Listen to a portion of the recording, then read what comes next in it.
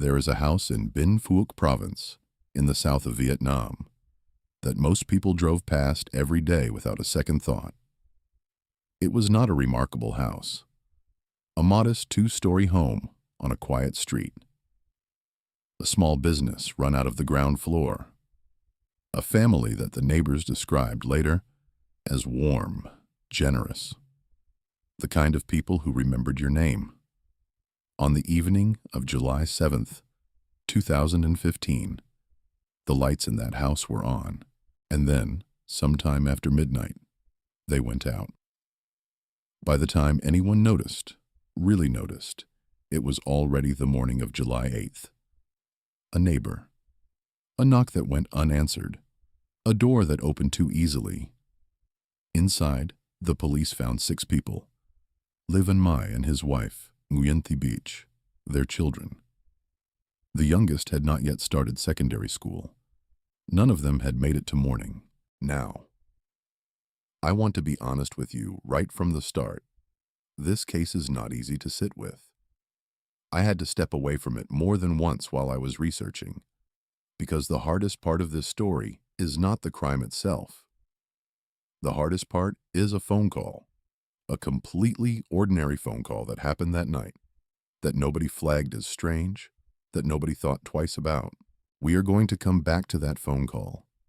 I promise you we will. But before we get there, you need to know who this family was. Not how they died, who they were. Because that is the only way any of this makes sense. Stay with me. Van Mai was the kind of father who fixed things. Not just broken appliances or leaky pipes, though he did those too, but the kind of man who, when something went wrong in the neighborhood, people called first. He was in his 40s, had built a small business from nothing, and according to people who knew him, he had never once complained about how hard it was. He just worked, every day, for his family. His wife, Nguyen Thi Bich, ran the household the way some people run organizations. With precision, with warmth, and with an open door. Neighbors remembered food. They remembered her laughing. They remembered that she always had something on the stove, and she never let anyone leave hungry. They had 4 children, and the eldest, the one everyone called Chan, was 18 years old that summer. Just finished school. Smart by all accounts, the kind of young woman who had a plan for her life and was starting to execute it. And for about 2 years, part of that life had included a young man named Nguyen Hai Duong. Here's the thing about Duong that you need to understand before anything else. On the surface, he was not alarming. 23 years old. Presentable. He knew how to talk to people, how to make them feel comfortable. Chan had met him the way young people meet each other, and for a while, things seemed fine. But Chan's family had reservations. Her parents, Van Mai and Nguyen Thi Bich, did not approve of the relationship. The exact reasons were never fully aired in public, but the people who knew the family said there was something about Duong that made them uneasy. Something they couldn't quite name but couldn't quite dismiss either. So they pushed back. They made their feelings known. And eventually, sometime in the months before July 2015, Chan and Duong broke up. Now, if you have ever been through a breakup, or watched someone you love go through one, you know there are 2 kinds of people in that situation. There are people who grieve and eventually move forward. And there are people who cannot accept that the relationship is over. People who treat rejection not as something painful to process, but as something to correct. Duong was the second kind. He did not move on. He did not leave Chan alone. And somewhere in the weeks leading up to that July night, something shifted in him. The grief, if it ever was grief, curdled into something else entirely. Here's what the investigation would later piece together. In the days before July 7th, Duong had been talking to a childhood friend, a 24-year-old named Vu Van Tien. The two of them had grown up together, and Tien, by most accounts, was not a violent person. He did not have a history that would make you nervous. He was just a friend, the wrong friend, in the wrong place, at the wrong moment in Duong's life. Because Duong had a plan, and he needed someone to help him carry it out. What that plan was exactly, what he told Tien, what he left out, what Tien understood, and what he chose not to ask about. All of that would come out later in court. But on the evening of July 7th, 2015, both of them knew where they were going. They knew the house. Duong had been there before. He knew the layout. He knew the family. He knew that Chan would not be home that night. And Le Van Mai and Nguyen Thi Bich, who had spent 20 years building something beautiful, had no idea what was coming through their door. The neighbors heard nothing unusual that night. That is the part that stays with me. Because if you had been on that street on the evening of July 7th, if you had walked past that house, glanced at the windows, maybe nodded at someone coming out of the shop downstairs, you would have seen nothing wrong. Nothing that made the air feel different. Nothing that told you what was already beginning inside. Duong and Tien entered the house after dark. I am not going to walk you through what happened in detail. I don't think that serves anyone. Not the victims, not you, not the truth of the story. What I will tell you is this. 6 people were in that house. Le Van Mai, Nguyen Thi Bich. Their children, including the youngest, who was still years away from being old enough to understand what adult cruelty looks like. None of them survived the night. The coroner's report was extensive. The detective who first reviewed it, a man named Nguyen Van Tan from the Binh Phuoc Provincial Police, said later that the scene told him immediately. This was not random. This was not a burglary that escalated. Whoever did this had come with intention. That detail matters, because it changes everything about what this case actually was.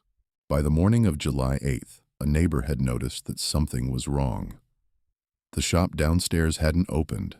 The family, who were known for being early risers, hadn't been seen. A knock, silence, the door. And then the calls started. Within hours, the Binh Phuoc Provincial Police had a scene and no suspects. What they did have, and this is where Detective Nguyen Van Tan's early instincts began to pay off, was evidence. Physical evidence at the scene that suggested the perpetrators had not been as careful as they thought. Footprints, fingerprints. The specific way certain things in the house had been moved or taken. There was also a motorcycle missing from the property. Now, I want you to hold that detail for a second. A motorcycle. In the earliest reporting on this case, Vietnamese media described it as a robbery gone wrong, and I understand why. On the surface, that framing made sense. A family with a small business, something valuable taken. It fit a pattern people recognized. But here's what the official report left out. Or rather, what it took investigators another 48 hours to fully understand. The motorcycle was not the reason 6 people died that night. It may have been the first thing Duong told Tien. It may have been the justification he used to get his friend through the door. But the real reason, the reason this particular family, in this particular house, on this particular night, was standing in that house with Duong's history of not accepting no. According to court records filed by the Binh Phuoc Provincial Court in November 2015, Duong had planned the attack in advance. He had selected the night specifically because Chan, the daughter he had dated, the daughter whose family had told him to stay away and would not be home, He had not come to rob them. He had come because they had taken something from him. That is how he saw it. A family that had stood between him and what he believed was his. And he had decided, in whatever dark logic he was operating under, that there was a price for that.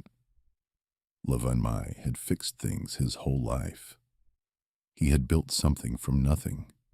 He had raised 4 children and fed his neighbors and never once, by any account, done a single thing to deserve what walked through his door that night. And by the time the sun came up on July 8th, the street was full of police cars, and the lights in that house were never going to come back on the same way again. 48 hours. That is how long it took. Which sounds fast, until you understand what those 48 hours actually looked like. The camera footage pulled from shops along the road, the fingerprint analysis, the interviews with anyone who had seen anything, the phone records being requested and cross-referenced. Detective Nguyen Van Tan and his team were not working on a hunch. They were building a picture, one piece at a time, and the picture was getting clearer by the hour. The motorcycle helped. Not because it was the motive. We've already established that it wasn't. But because it left a trail. A vehicle that size, taken in the night, shows up somewhere. People see it. And when investigators started pulling on that thread, it led them, within a day, to Vu Van Tien. Tien did not hold out long, and when he talked, he gave them Duong. Now here's where I want to slow down for a second, because I think it is very easy, when you are reading about a case like this, to look at Vu Van Tien and think, accomplice, monster, same as the other one. And I am not here to minimize what he did. He was there. He participated. 6 people died and he was in that house. But the portrait that emerged during the investigation was of a young man who had been drawn into something by a person he trusted, by a childhood friend who had used their history together as leverage. That does not excuse him, but it does tell you something about how Duong operated. He did not do things alone. He recruited. He manipulated. He found the person in his life most likely to say yes, and he made sure they felt like they had no choice. That is not the behavior of someone who snapped. That is the behavior of someone who planned. Duong was apprehended within 48 hours of the murders. And when police brought him in, he did not deny it. He confessed. Stay with me. Because this is where it gets stranger. Because in the days after the murders, before his arrest, Duong had done something that investigators found almost impossible to process at first. He had gone back. Not to the house. Not exactly. But he had remained in contact with people who knew the family. He had asked questions. He had, in the language of the investigation, behaved like someone monitoring the situation rather than fleeing it. This is a pattern that forensic psychologists have documented in cases of premeditated intimate partner-adjacent violence across Southeast Asia. The perpetrator maintaining proximity, sometimes out of a compulsion to control the narrative, sometimes out of something that looks almost like guilt, but functions more like obsession. According to reporting by VnExpress in July 2015, people who had spoken to Duong in the hours after the murders said he seemed, and this is the word they used, normal. And that is the part of this story that connects to something much bigger than one family in Binh Phuoc, because the red flags had been there. The family's discomfort with Duong had been real and spoken aloud. The breakup had not been clean. And in Vietnam, in 2015, as in much of Southeast Asia, as in much of the world, there was no formal mechanism for a family to say, this person makes us uneasy. This relationship ended badly. We are worried about what he might do. There was no structure that took that kind of fear seriously before it became a crime scene. This was not a story about two young men who did something unthinkable. This was a story about every family that ever said we don't like him and had nowhere to go with that feeling. Every warning sign that got filed under overprotective parents. Every system that waits for violence to happen before it agrees that violence was possible. 6 people paid for that gap with their lives. The trial of Nguyen Hai Duong and Vu Van Tien opened in Binh Phuoc in November 2015. It lasted 2 days. I don't say that to suggest it was rushed. The evidence was, by all accounts, overwhelming. Duong's own confession, read into the court record, was detailed and unambiguous. He described the planning. He described the night. He described, in the flat language of someone who had already decided to stop pretending, exactly what he had intended and exactly what he had done. Both men were sentenced to death. And before we get to the phone call, and we are getting there, I promise, I want to take a moment with Chan, because Chan was not in that house on the night of July 7th. She was somewhere else, living the normal evening of an 18-year-old girl, completely unaware that her family's home had been chosen as the site of something irreversible. And sometimes, in true crime, we talk about survivors as though survival is the good outcome, as though not being there means you were spared. I don't think that's the right word for what Chan experienced. Here's the detail that changes everything. During the investigation, when police were pulling the phone records from that night, cross-referencing every call, every message, building the timeline minute by minute, they found something. A call, outgoing, from Nguyen Hai Duong's phone, placed sometime during the night of July 7th. He had called Chan from inside her family's house, and she had answered, and they had talked. A normal conversation by her account. Nothing alarming. Nothing that made her think something was wrong. His voice was calm. He asked ordinary questions. She answered them. And she hung up and went back to her evening and did not know, could not have known, that the phone call she had just had was happening in the middle of the worst night she will ever know. When investigators told her what the records showed, when they explained where he had been standing when he dialed her number, I am not going to speculate about what that moment felt like for her. I don't think any of us can, but I want you to sit with what that phone call tells you about Nguyen Hai Duong. He planned this. He executed it. And then, in the middle of it, or just after, the exact timing was never fully clarified in public court records. He called the one person whose grief would be the most complete. Whether it was cruelty or compulsion or something the forensic psychologists could name and the rest of us can't, he made that call. He heard her voice. He spoke to her like nothing had happened, and she said goodnight. Nguyen Hai Duong and Vu Van Tien were executed in 2017. Vietnamese law does not make the details of executions public, so I cannot tell you much about those final hours. What I can tell you is that by all reporting, the families of the victims were informed. The case was closed in the legal sense, with the finality that only an execution provides, and Chan, whose full name I will not use out of respect for her privacy, was left with her life after. The version of herself that had to keep going after a July night that took everyone she had come home to. According to people close to the case, she did not speak publicly after the trial. I think that tells you everything you need to know about what justice actually looked like from where she was standing. Nguyen Hai Duong is gone.